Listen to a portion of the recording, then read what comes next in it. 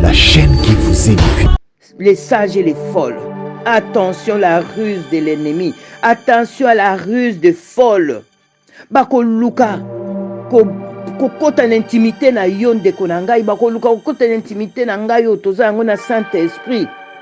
Yango na lobi ba partageaka yango te. Soyons des sages qui répondent non. Et pas yo na loba ki tokokoma. Les sages répondirent non. Il n'y en aurait pas assez pour vous, pour nous et pour vous. Ndeko na nga tokomi na tango koloba non. Na boyi na nga. Il faut refuser la ruse du diable. Parce qu'il peut utiliser un frère, une soeur, de quoi famille, moninga, pour voler ce que Dieu a mis en toi, pour voler ce que Dieu t'a donné. Mon frère, ma soeur, tous ça, sous n'attendons pas distraction. Kokwe na ba sentiment te. Kokwe sama na ba sentiment te. Pona lola loba non. Ndeko nanga. Pona lola loba na yo non. Soki o mone loko wana eza ko correspondre na parole de Dieu te ndeko nanga. Loba non. Oh za égoïste ayekuta koma boya. Ba kolobela biso peka ndengo na kutu balobela biso deja bango kutu ko luka. Soko kwe atali kamomo ekwe na niveau famille. Waouh! Balati comme si c'était toi. Oh t'es pour rien. Donc ndima souffrir pour na Yesu. Ndima tondima bakosela biso makambo pour na Yesu. Justice eza liboso nzambe. Le temps est compté et le temps est comme précieux pour na biso. Bandeko babenga ka obenga yo ka po. Oyebi série moka télé bimi eza kitoko hein. Etela na YouTube batie telle personne kuno monite distraction.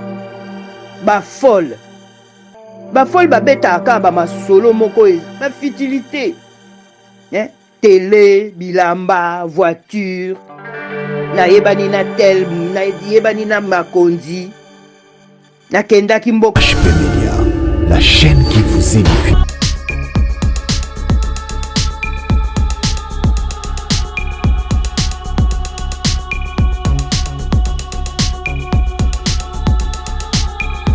Shalom, shalom, shalom, ma famille de Dieu.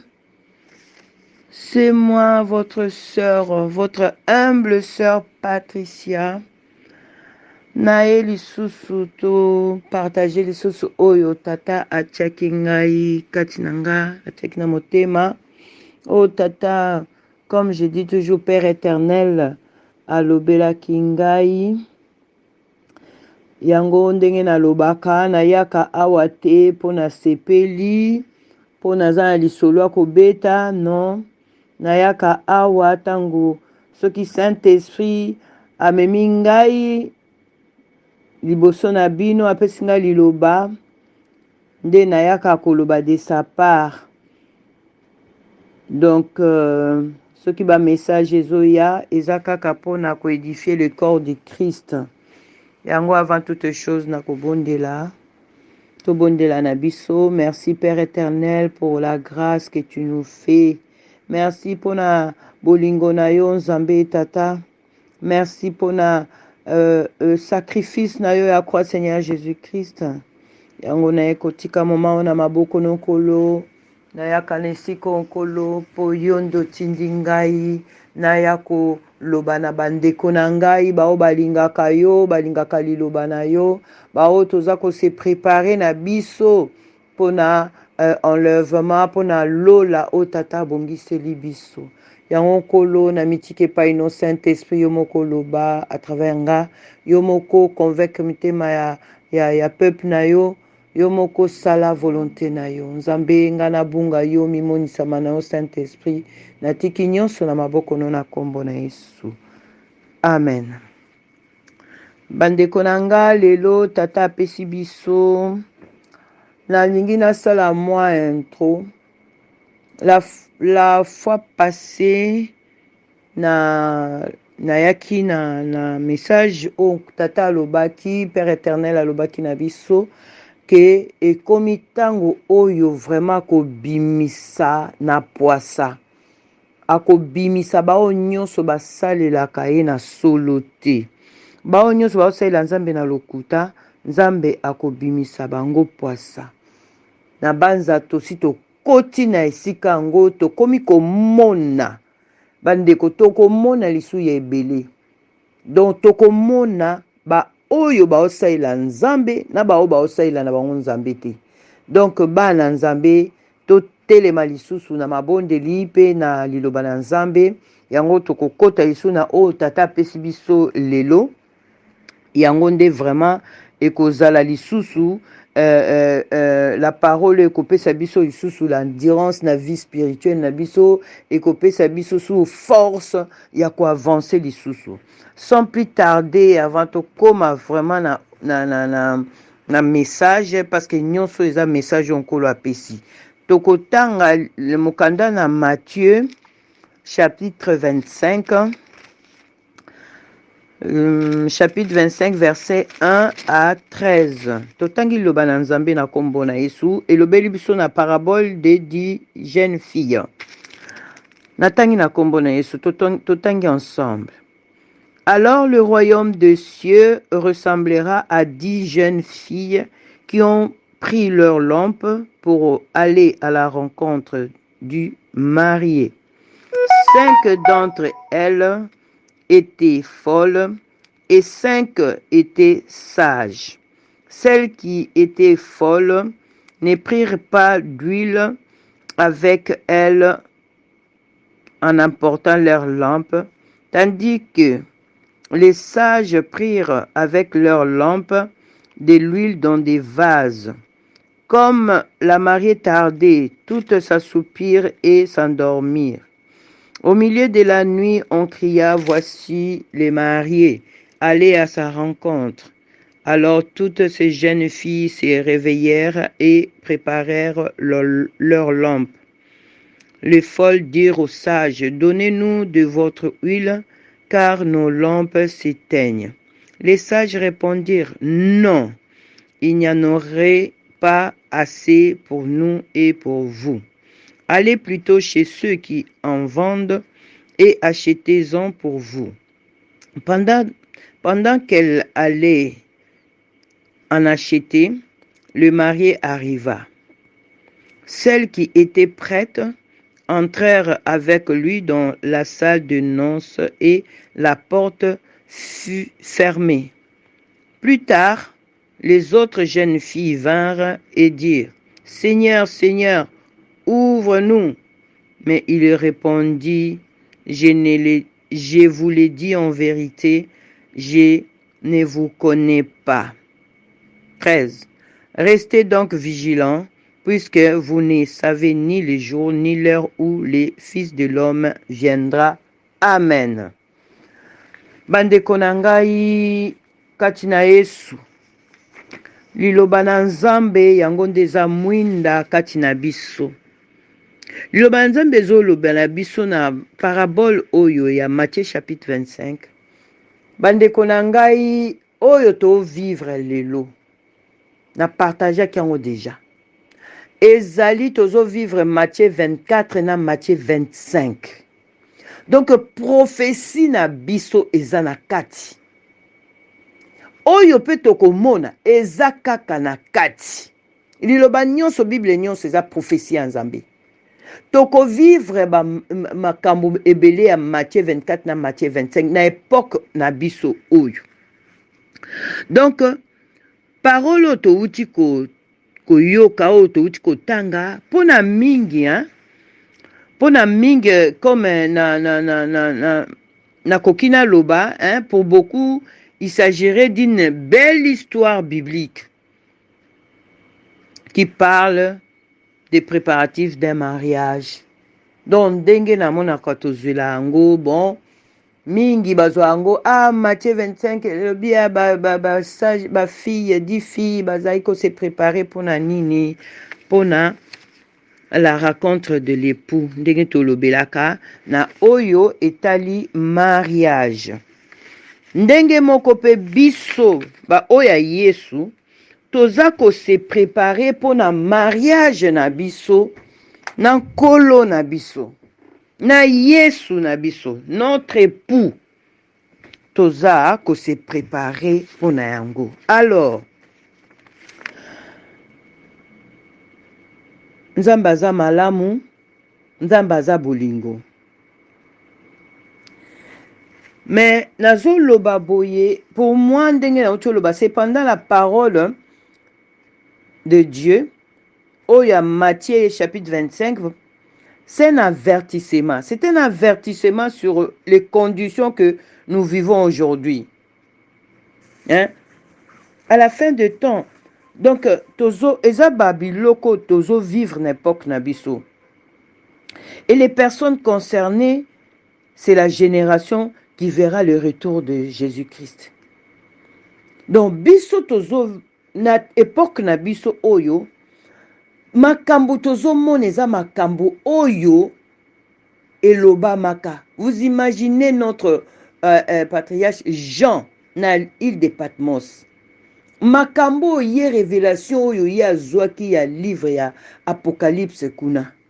Que par exemple, si tu n'achèteras pas, tu ne vendras pas si tu n'as pas la marque de la bête. Makambo ezoya oyo. Liloba nzambe ndeko nanga foto ndima yango eza vérité.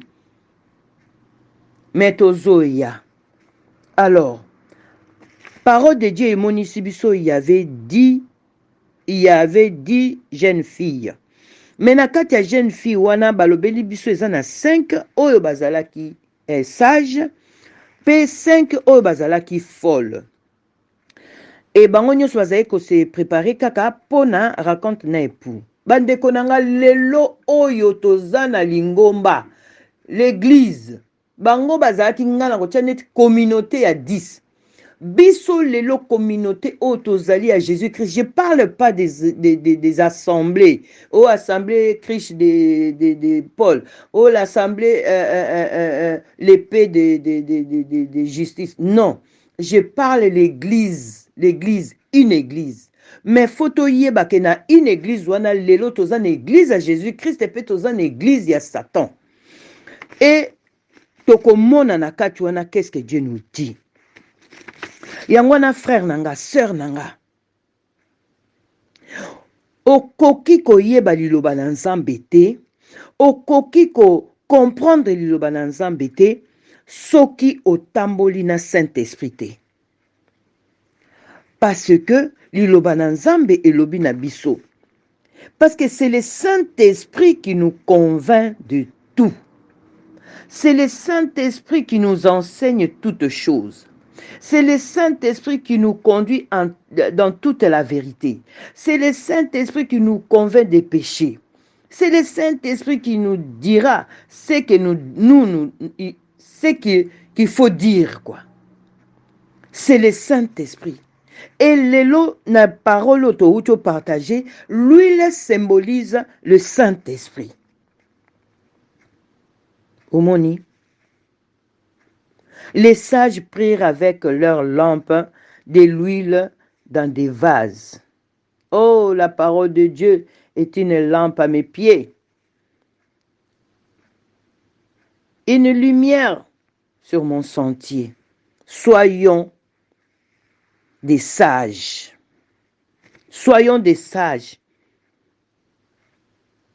qui parlent par le Saint-Esprit, qui vit le Saint-Esprit.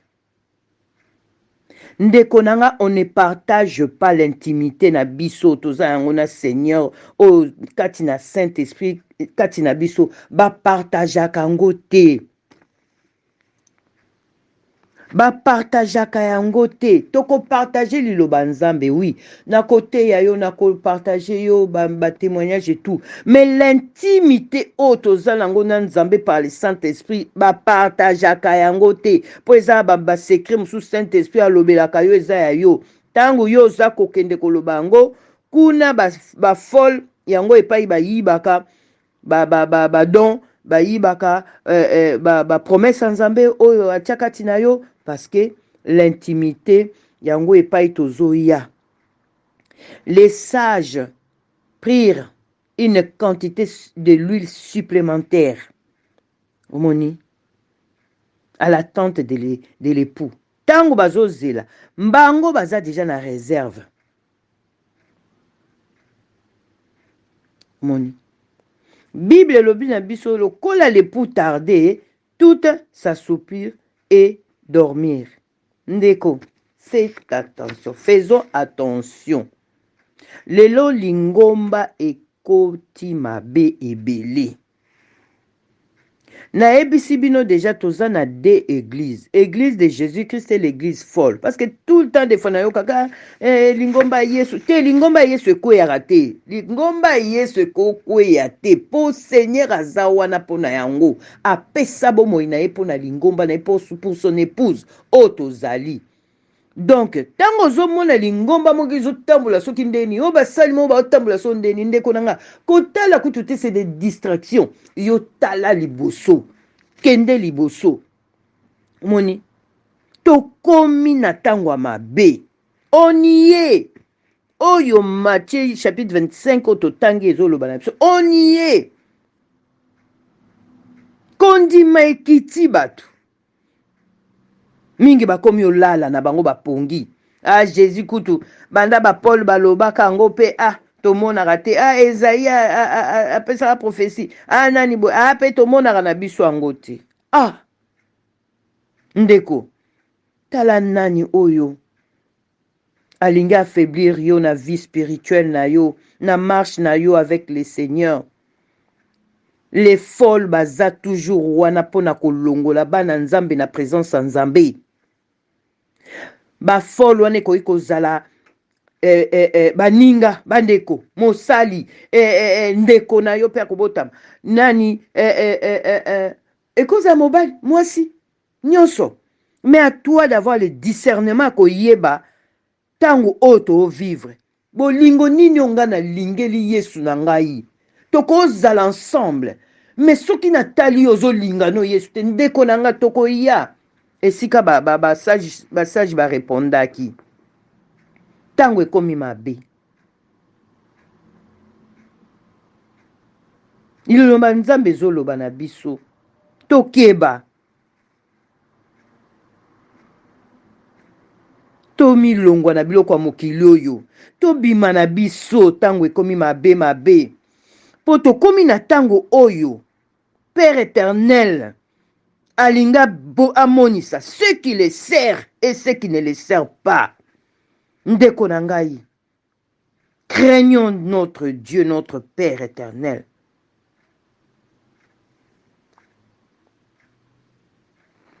Tokomona, je vous dis, tokomona. Ndeko na nga telema na prière. Ndeko na nga telema na méditation à parole de Dieu. Mokili kosa biso te. Po oyo nyonso tozomona. Eza nango rien. Biloko misusu tolandela na mokili oyo kolate se lati ba chrétien. Ko biloko mokili lati ba chrétien na ndenga osakana te. Mais ndeko nanga o ezozela biso. Lola o ezozela biso. Oh ndeko c'est incomparable. C'est redoutable. Ndeko nanga ko comparer ango te. Yango tata tienga lelo na ya lisusu ndenge pe bandeko nanga mingi bazoloba de la part du Seigneur. Na ekoloba ndeko biloko mokili ekosa yo te. Biloko mokili ekosa biso te koleka na yango. Ekoleka ba vanité. Ozomona. Tokomi na tango ya Matthieu 24, Matthieu 25. Tokomi otozo partager lelo Matthieu 25. Les sages et les folles. Attention la ruse de l'ennemi. Attention à la ruse de folle. Bako luka.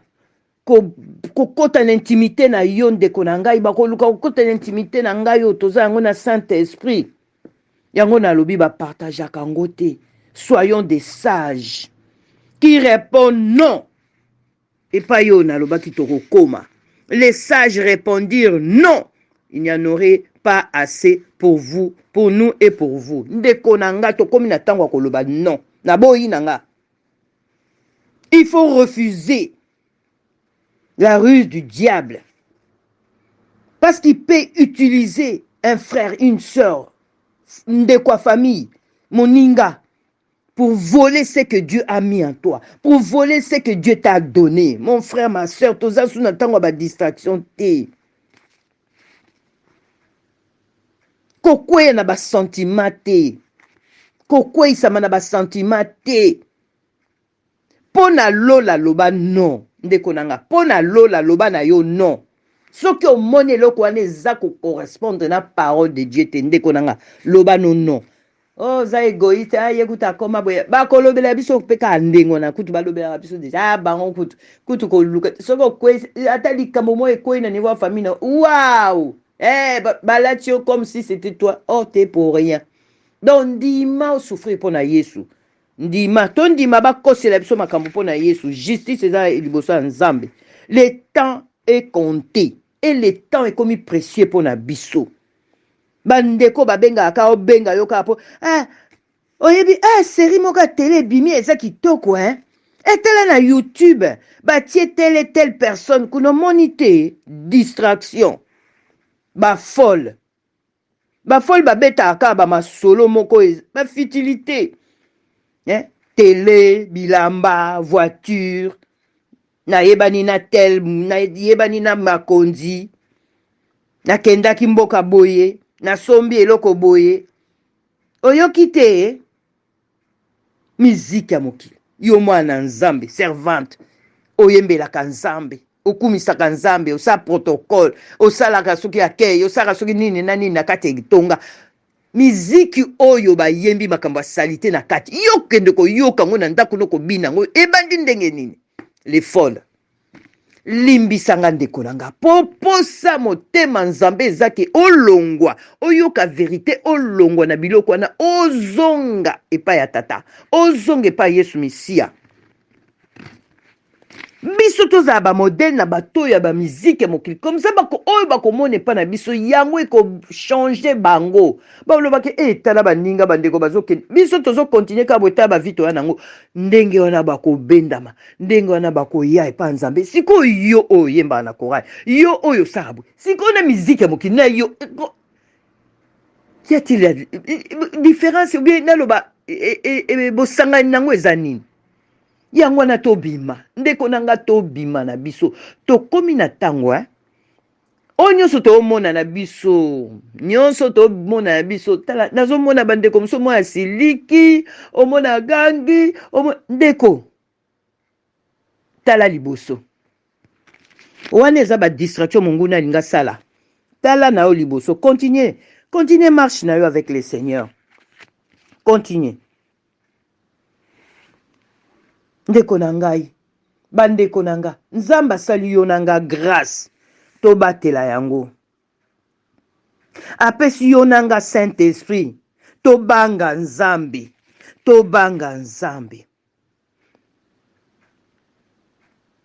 nyonso ekoleka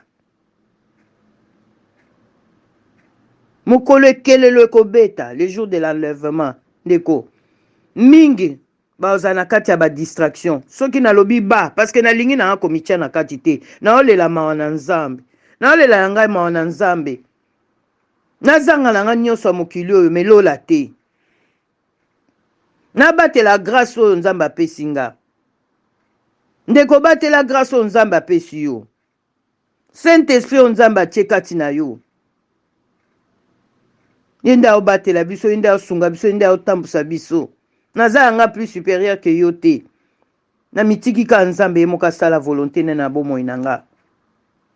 La parole de Dieu nous dit celles qui étaient prêtes entrèrent avec lui dans la salle de noces et la porte fut fermée. Ndeko na ngai eloko o esala anga tellement pasi esala kanga tellement pasi koyeba ete mokolo wana Seigneur aloba yebi yo te ndeko boya mokolo wana la salle de noces esalama mpo na biso donc bondelaka mokolo wana yo ozala na salle de noces nalelaka Nzambe na bondelaka mokolo wana nazala na salle de noces mpe na par la foi nazala kondima na kozala na salle de noces parce que nkolo asengi biso yango la foi bandeko na ngai tozanga nyonso melola te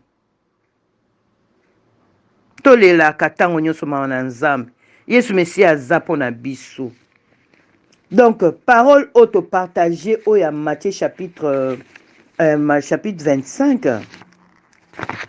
Donc Jésus nous explique que les sages sont ceux qui ne se contentent pas d'écouter les enseignements ou ces enseignements. Ce sont ceux qui les mettent en pratique. Kolo na kati ya verso azolobela biso, azoexplike biso basage baza ba oyo bazaka wana te borne écouter. Mais alobi ba toyokaka pe tozotia yango na misala. Tozoka liloba na nzambe tozwi liloba na nzambe tokotia yango na misala. Mais misala na po tosala yango yango epai na baki l'huile. L'huile ezo symboliser biso Saint-Esprit. Tozoya. Donc les folles maintenant, ou les insensés, dans la Bible et l'Obaka, qui sait bateau, ils ont toujours raison. Toujours, ils ont raison. Et les folles entendent la parole de Dieu, mais ne suivent pas la parole de Dieu. Ils inventent toutes sortes de prétextes et des excuses pour dire que les commandements, les enseignements des Écritures ne s'appliquent plus à nous aujourd'hui. Oh, yoka baloba toujours que Paul pe balobaka tozaka kalelo. Banani pe bateya kango ba Pierre balobaka baja balobaka mais nini esalema ndeko nanga tokomi na tango to vivre makam na misu na biso. Na misu na biso. Yangwana une personne sage cherche les conseils et accepte la correction. Tu vois? Moi j'ai raison. Non. Une personne sage craint de désobéir à la parole de Dieu. Elle cherche la connaissance, la sagesse et la compréhension de la parole de Dieu. Elle donne de l'amour. Elle n'attend rien au retour. Vous voyez? Les sages sont comme ça. C'est celui. La parole de Dieu nous dit à Proverbes chapitre 13, verset 20, celui qui fréquente les sages devient sage, mais celui qui se plaît avec l'insensé ou folle s'en trouve mal. Bible l'obination n'attristez pas le Saint-Esprit. N'éteignez pas le Saint-Esprit. O Nzambe apesaki yo. Yango moni pa yo na lobaki. Tokoki kozaka te liloba na Nzambe soki Saint-Esprit aza ko accompagner biso na yango te. Parce que Saint-Esprit c'est lui qui nous convainc. Saint-Esprit c'est lui qui nous parle. Yemta o loba na biso o biso toko loba. Azo enseigner biso, azo conduire biso, azo convaincre biso, azo lobela biso. C'est le Saint-Esprit. Yango moni ba sage. Baza o ba latisami na molimo mon santo. Ba oyo bazali l'huile, baza na réserve toujours. Ba se contentaka ate que bon na yoki lo banzambe après na non, baza ko ke no plus profond ba lingi baza na bango et non dépouillé. Et pas yo réserve, vous savez le réserve au molimo lo babso parce que lo banzambe a molimo. Donc to komi et ou tozo Saint-Esprit me mabiso na dépouillement. Donc bongai oyo e bunga. Bongai e bunga. Ba superflu e bunga.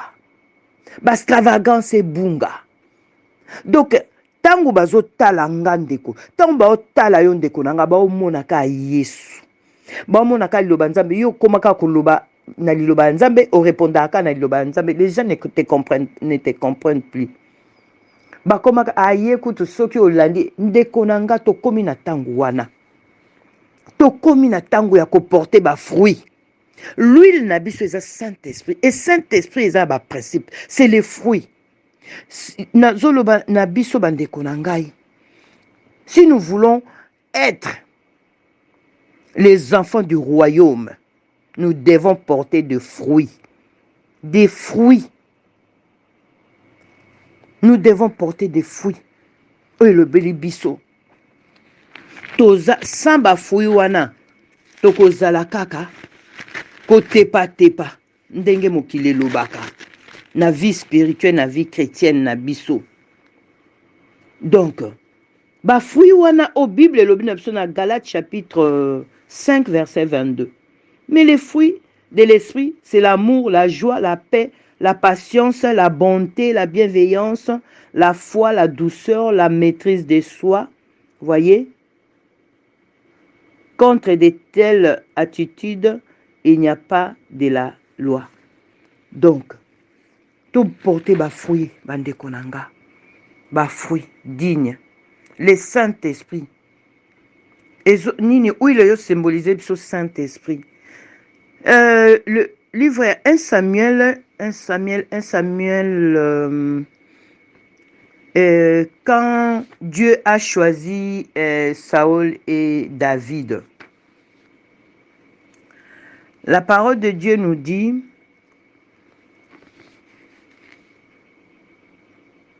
Samuel les oignit l'huile et l'esprit de l'Éternel entra en eux. Pour bazaba roi. Tokoki kozala. Ba oya nzambe te na mokili soki Saint-Esprit azana biso elongo te. Yango ndeko na ngai tikete liloba oyo ebota mbuma na motema na yo. Tokomi na tango kolo akobimisa nyonso poisa. Tokomona ceux qui servent Dieu et ceux qui ne le servent pas. To sukola ba robe na biso bandeko. To senga Saint-Esprit atambolisa biso. To ndima. Pardon, to bima na mokili. To bima na biloko mokili oyo. Car ça ne va pas. Bandeko nanga botala mokili ndenge ezotambola, ça ne va pas. L'église de Jésus-Christ, nazobelela l'église de Jésus-Christ, l'épouse de Jésus-Christ, disciple de Jésus-Christ. Lèvons-nous dans la prière, lèvons-nous dans la méditation par le Saint-Esprit. Tokima mabe, toboya mabe, bientôt la trompette va sonner. Kozala na likambo ya moto te, chrétien, kozala na likambo ya moto te. Pesa oyo sengo pesa. Kozala na yo na likambo ya moto te ndeko na ngai. Yangwana na olobete lelo yo kala te tokomona ba vierge folle na ba vierge sage. L'église sage na église folle. Yango ndeko na nga kotungisama na yo te tang mosusu. Ozomona makambo ezoleka na mokili oyo. C'est vrai, ça fait mal pour eteza kombo ya Yesu Messia. Mais Seigneur, il est en train de nous avertir. Dans Matthieu chapitre 25, au totangi 1 à 13. Seigneur nous avertit. Hein, na condition oyo. Tozomona lelo. Oto vivre lelo. Donc c'est à nous de demander Saint-Esprit à aider biso to comprendre. Tous en a discerné. To discerner. Tant autres traverser oyo. L'obéissance à la parole de Dieu.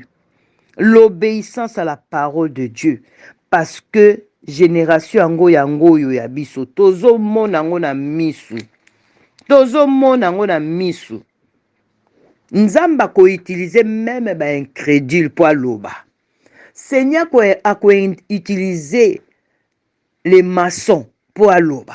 Seigneur ko utiliser bango moko kuna po loba po il faut komati esiko ekomate boka mwate onani aloba ki boy comment mutu wana za muta mokili me alobi likambo eza na Bible. C'est normal, Dieu va utiliser tout le monde. Yango na bandeko nanga na lobi vraiment merci na Seigneur na lilobo apesi biso. Jésus revient bientôt. Seigneur a expliqué biso ba sage na ba folle ba insensé.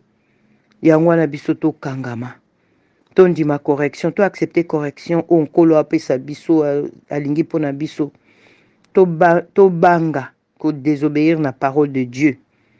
Toluka la connaissance, la sagesse de Dieu, de Jésus-Christ, la compréhension de la parole de Dieu, la prophétie de la parole de Dieu, to comprendre par le Saint-Esprit, ba écriture et lo banabiso nini, to kota na mozindo ya maloba, to zalate ba nanzambo ba yoka kaka, après yebite et lo ba makindengeni, to kende ba assemblée na biso pona sentiment te ndeko na ngai na tongo ya dimanche ndenge bokenda bato bakenda dimanche, soki ozo kende parce que osomba ke lamba sika po o lata loko ya sika parce que olingo lakisa modèle ya tissage otie o soki ndeko nanga bima et soko zo mona bato baza pembe no ba otambola bongo ndeko nanga kima zwa kaka makolo na yo c'est ton coup banda mbangu kima na yo eza soni te kima na yo. Vraiment que Dieu vous bénisse na linga abino mingi yango na oloba makambo yo. Souffrance ezebele na mokili na mkola lelo souffrance ezebele. Mais nzambe tata tiki biso te. Nzambe tata aza na biso po Saint-Esprit aza kati na biso. Alobi or nous n'avons pas reçu l'esprit du monde, mais l'esprit qui vient de Dieu, afin de connaître les bienfaits que Dieu nous a donnés par sa grâce. Vous voyez? Donc Zwali Lobanzambe 1 Corinthiens chapitre 2 verset 12 tina suka otanga ekolobelo makambo bien biso tozwa Saint-Esprit kati na biso yende mtao sala oyo tozo sala oyo na pamboli ba vina bino na pamboli bandeko nanga nyonso na kati na mokili mobimba bo partager liloba tango malobezo ya boye to partager yango po mingi pe bazala sauver po nzamba otuna biso yo yokaki liloba boye au partager qui te pona nini bon partager donc to gagner plus nombre ya ba âme ba ya et pas ya Yesu Messia quand ya ennemis à dépeupler po ete nzambe mutaleki nyonso to komi na tango bandeko na ngai to kotanga kaka Yesu to kotombola kaka Yesu to nyonso ya biso ezaka autour de Jésus-Christ. Saint-Esprit a kosala ete tokoloba likamsu te. Botala na tango ezane loko moko ekangi mokili mobimba. Ezoloba makaka yango information minoko batu ete ko banga na ba vie ya batu. Virus oyo etie ko banga na mitema ya bana nzambe mais au nom de Jésus-Christ na ekoloba no ndeko nanga yo oyo za sage ya Jésus-Christ ko banga na yo eloko te tango zana Yesu Messia na yo ko banga na yo eloko moko te tango yebi confiance oyo zanango intimité na yo zango na nzambe Yesu Messia za nani na vino Saint-Esprit za na place nini na bomoi na yo obangelo te nzamba zate nzamba ya Gabon nzamba ya Chine nzamba Congo te pour Dieu c'est le Dieu de toute la terre. Oye komi o ya ngambo ya zone bo ya continent bo ya nini bo et devant Dieu la parole de Dieu la parole de Dieu nous dit il est le Dieu de toute la terre. Donc o ezo salema ezo salema na ngambo bo ezo salema bo pona nzambe ezo sama na mokili na ye.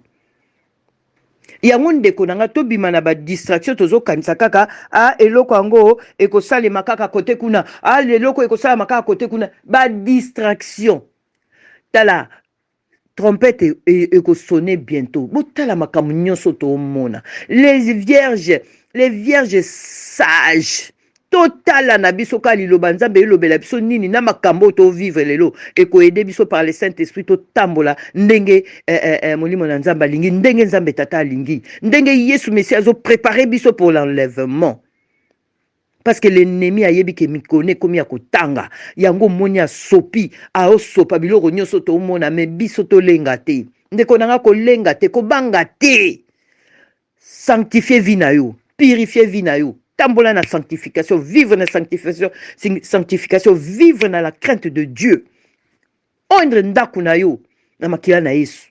Tia Yesu na centre ya foyer na yo. Tia Yesu na centre ya musala na yo. Tia Yesu na centre makamno nyonso sala. Saint-Esprit kati na yo akokumba yo kaka tikuna na royaume. Yango bandeko nanga. Kolo abomba bino abatela bino. Kolo simba bino asunga bino. Message ezalaki sage et folle. Tokomi na tango ndeko na ngai sosola mituna naza na kanina na kategori nini. Soko za ya sage ndeko na nga tokangama na Yesu quel que soit ba situation oto mona ba tokangama Yesu a défendre biso. Ndeko na nga pe soki omoni ke na mateyo nazo se retrouver côté folle yaka mbangu kima mbangu zonga epa Yesu Mesia. Yenda abomoi. Nazo belela pe ndeko yo nano yambi Yesu Mesia te na vie na yo comme Seigneur et Sauveur a vie na yo. Kima deja mbangu yaka yamba Yesu Mesia comme Seigneur et Sauveur a bomoi na yo za la sauver.